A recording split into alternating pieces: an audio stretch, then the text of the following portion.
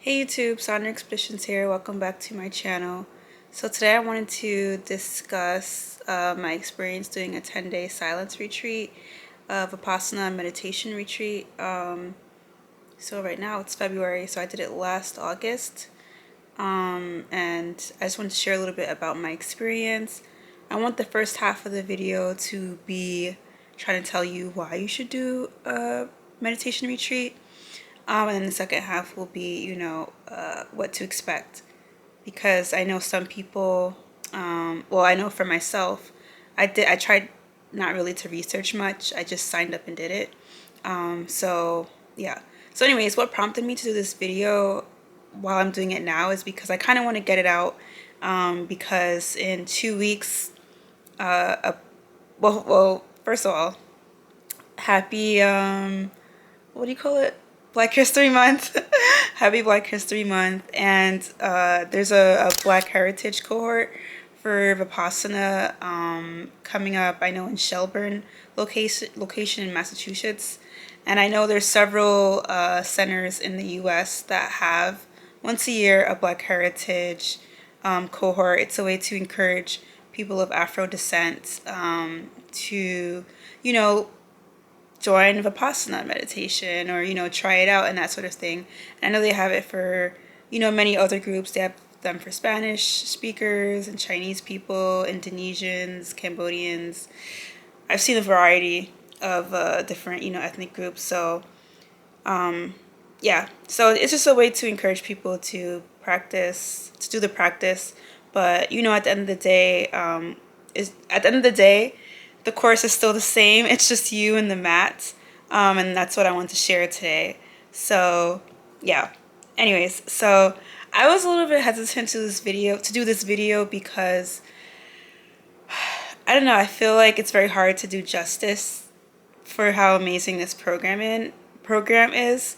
Yeah, so if you don't know, if you want a little bit of information, basically the Vipassana meditation retreat, the silence retreat, is a program that you can do. It's free, where you go away to a center. There's over 200 in the world, but I went to the one in Massachusetts. So you go away for 10 days. You can't talk to anyone, none of the other participants until the last day. You basically are meditating hours, from like 4 a.m. until, I think lights out is at 10 p.m. And, they take our phones, they take our electronics. We can't read, we can't write, there's like a bunch of rules. There's a lot of can'ts. But what we can do is that we can meditate and we can walk and eat. So all is provided. There's food that's provided. Everything is volunteer based. Yeah. So yeah. So getting into the program. Getting into why I think you should do this. So I've been meditating for years, right? And I've always been into meditation, as a way to like master myself. That was like, one of my interests since I was in middle school. So I've been meditating for a while. But it wasn't until I did the retreat. Oh, and then like starting 2020, I really started meditating because I had a chronic pain situation. I acquired some type of chronic pain and I wanted to find a cure for that. And my philosophy was, I can cure it with the mind, because a lot of issues can start as, psychosomatic, and it was triggered by an anxiety attack. So yeah, so that's what got me into, that's what inspired me to like really take meditation seriously. But through the program, in the evenings we would have these discourses with Essen Goenka. So the teaching is from the Buddha, but Essen Goenka is the person who spread it around the world, and brought it back to India. And Essen Goenka is from Burma, where the teaching of the technique of the meditation was maintained in its purest form. But anyway, so in the evenings around 7 p.m. we would have a discourse where we would learn more about the practice, why we're doing certain things. And there was a lot more eye-opening. You finally know, okay, why are we doing this technique, the benefits of the technique. general guidance for life and just like awakening, overall awakening. And so, we focus on the breath meditation. We focus on the sensations of the breath. We focus on Vipassana is where you do the scan and you feel the sensations of your body. Um, and yeah, like a lot of people, they're interested in meditation because they want to learn how to master your mind. And so much of the way that we react in life, the things that we say, the way how we feel, are so much of our insecurities. It's almost like we're a slave to them because we don't know how to control them from the base level. So when you focus on the breath, right? That's like the most basic form, in out, right? It's helping you like quiet your mind, concentrate your mind, still your mind. And mind you, I have been a pretty, not so recently, but for most of the last 10 years, I've been a really big gym rat. And going to the gym is like legions easier, like than, working out my actual brain, focusing on the breath. And like focusing on the breath, it's so important. And just quieting the mind is so important because you're you're telling yourself, you're teaching yourself, you're mastering yourself. Like you're not being controlled by outward influences, by your own mind, right? And so, we're focusing on the breath and then we're focusing on the sensations. So the thing about focusing on the sensations is that it helps you regulate your emotions. I remember after my first 10-day sit, for like the first 2 months, when I tell you I was so calm, there would be moments where, in the past, something would have happened and, it would have made my stomach drop. Or I would have felt like a sharp, reaction to something. Or something would have hurt me. Or, I would see some negative, YouTube video or hear some negative commentary. Wait, let me just focus on the first 2 months. Yeah. So the first 2 months, like, it was just like I was able to, this is wild, but I was able to stop the sensation, the negative energy, the negative reaction from occurring. I literally could see it coming and stop it, right? And mind you, like, it wasn't until I went on an airplane and there was turbulence that that's the first time like, the anxiety came back. But after that, I remember, so about a month and a half ago, I did a 3-day refresher course. And it's really that 3-day course that, like, changed my life even more, because it let me know that I really can't let this practice go. Like, after my first 10 days, I wasn't really meditating like I should have. I was barely sitting. I wasn't taking, the return practice home as seriously as I should have. After the 3-day retreat, I mean, like, literally, like, I think I've only missed 2 or 3 days of meditation. And, the last 3 weeks or so, I wouldn't say have been like as strict, like in terms of me sitting for an hour or more a day, but every day, every time I sit, I'm just tuned in. And literally so many things, like something that would scare me in the past, or, well, I mean, there's still stuff that scares me, like the New York City rats. I don't know, my eyes are burning because, like, I don't know. Yeah, New York City rats, that's something else. But, just like someone, giving me constructive criticism, may have like hurt me a little bit. But I don't know. It's just, I don't feel this negative gut wrenching reaction. I mean, that sounds intense, but even like a smaller version of that. And this is what we want, right? We want to be able to control literally our minds, our reactions to things. We want to be able to walk in grace. We want to be able to see things clearly. Like, it's just like when you learn how to master your mind, you're able to really understand and like see things for what they are. And I know Goenka mentioned this in one of his discourses.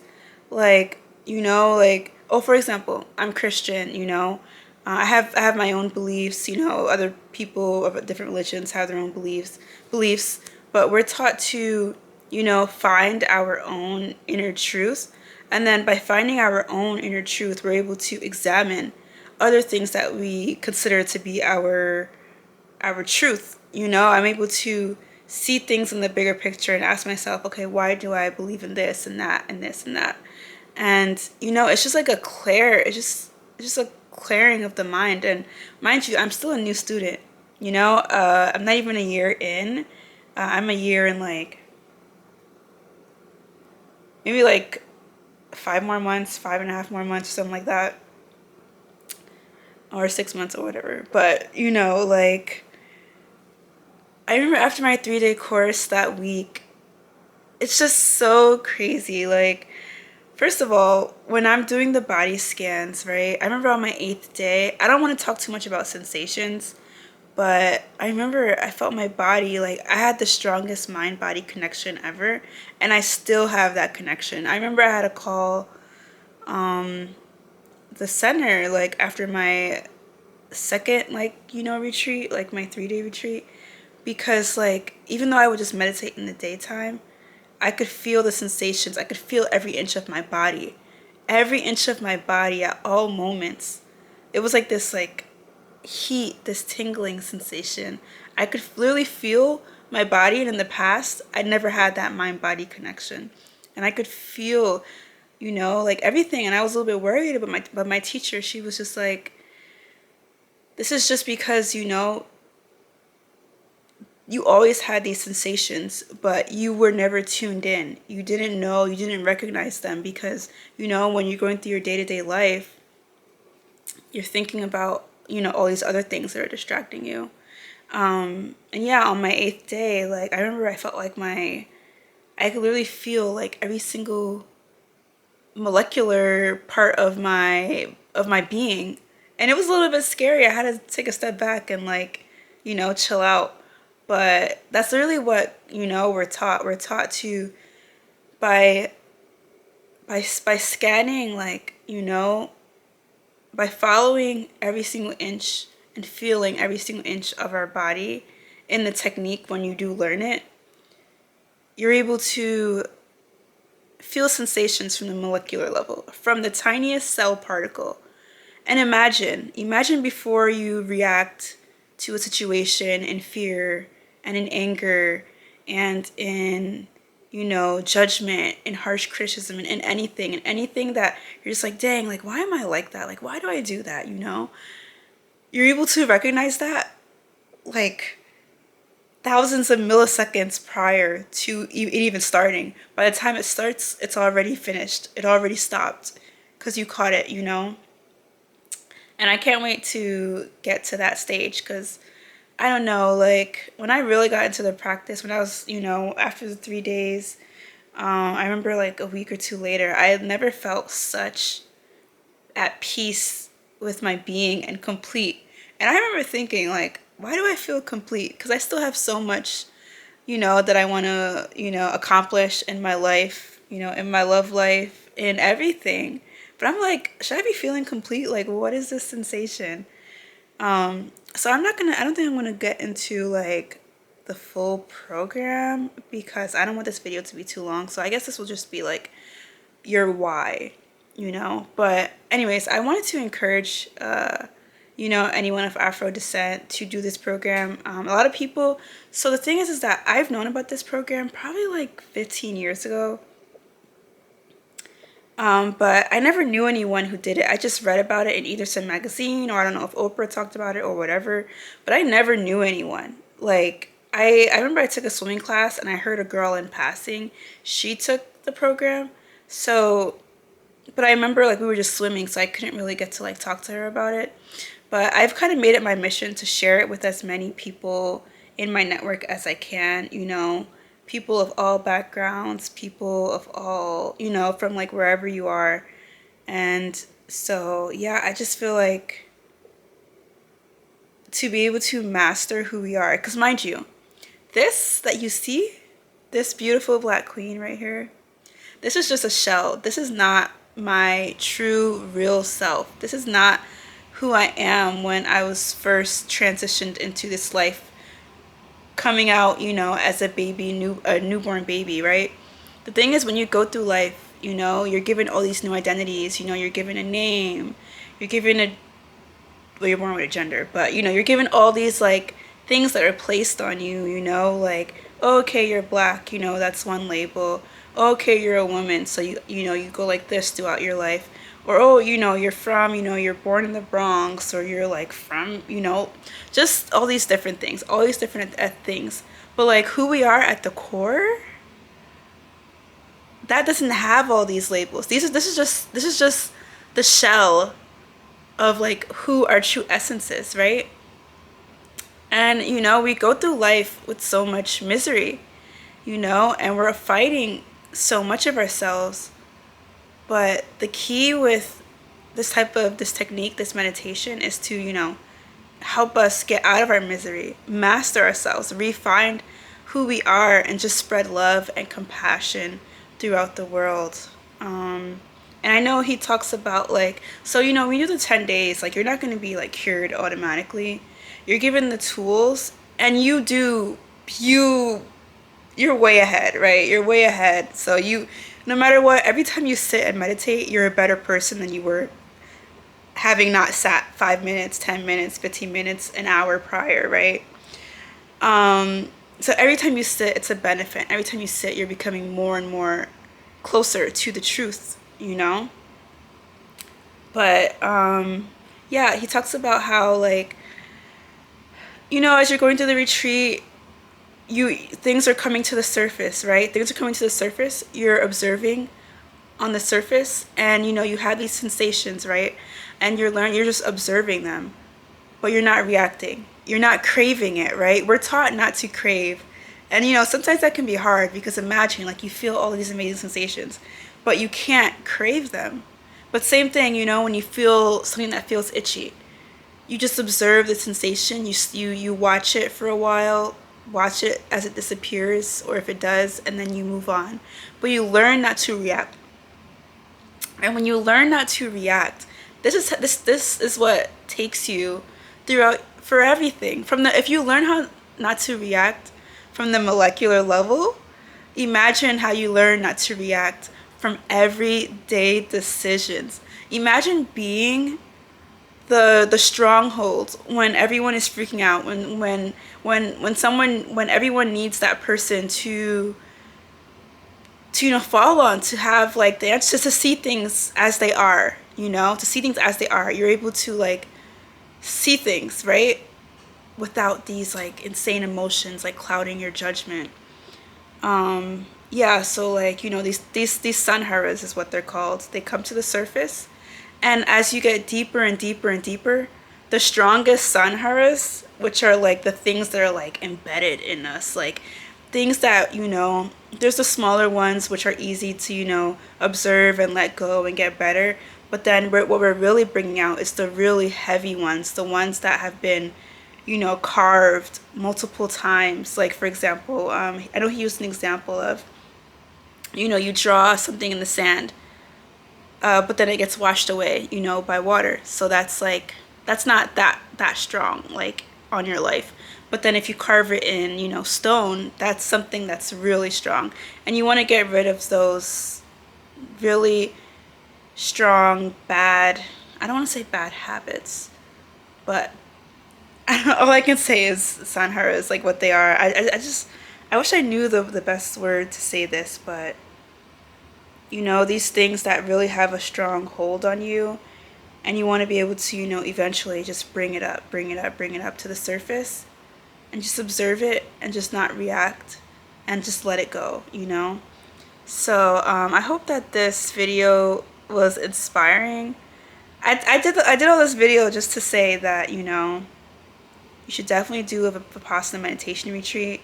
I'm going to do follow-ups, about how I continue my Dhamma meditation, just my practice in general with doing sits, hosting sits, virtual sits, 1-day retreats, 3-day retreats. I have another one coming up. And so I just try to sit as often as I can, because I want to be ready. The thing about life is that you have to prepare for life, right? Because you don't know what's going to be thrown at you. When I was 25, I had a chronic illness thrown at me, and it was extremely scary, you know? I was really in a very dark place because I was thinking like, dang, this isn't fair, you know?